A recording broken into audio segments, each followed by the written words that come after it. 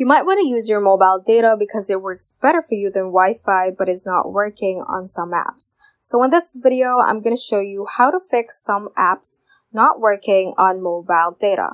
Without further ado, let's get started. So the first thing that I'm going to advise you to do is to do an internet speed test with your mobile data on. So to turn on your mobile data, you can just scroll down through your control center at the top right part of your phone, and then you can turn on your mobile data by clicking on this one right here, or your cellular data.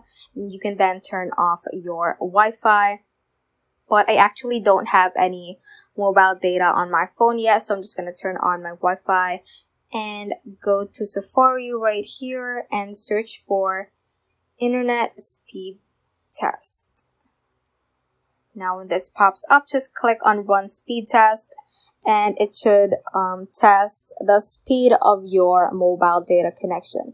So when it is slower than usual, for example, it is lower than 5 Mbps for the download and upload speed, that might be the reason on why your mobile data is not working on some apps rather. So that could be a reason. So if that is not the case and your mobile data has a stable internet speed, what you can do next is to go to the settings, click on cellular right here, and once we scroll down, you should be able to see the list of apps and these toggle buttons right here that are in color green.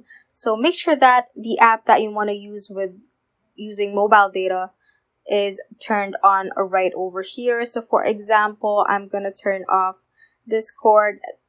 I won't be able to use my mobile data with Discord, and it will only load up using Wi-Fi connection. So make sure you click on this toggle button right here and have it turn green. So that ends this tutorial. I hope this video helped you out. If it did, don't forget to like the video and subscribe to the channel. Feel free to comment any questions you may have as well. So that is all for today, and have a great day.